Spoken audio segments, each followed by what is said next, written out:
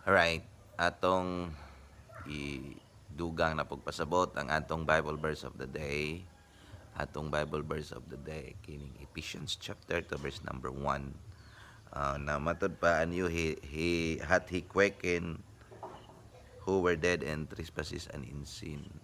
Ang kahimtang day sa matag tao, bisag we are physically alive, we are physically nga buhi, ang kahimtang din nato sumala sa Bible tungod sa sala mga patay, we are dead spiritually.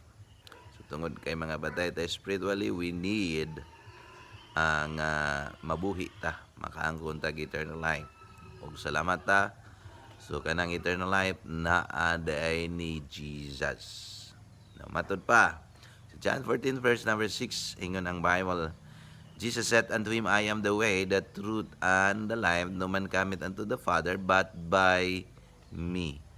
So, ang eternal life, gikinanglan na to, amang kuna na to, ang eternal life, naaragyad ni Jesus. So, we need Jesus in order to be alive or to be mabuhi ta. So, gikinanglan na to gid si Jesus. So, para maangko na to, ang maong eternal life, just accept Jesus as your Lord and personal Savior.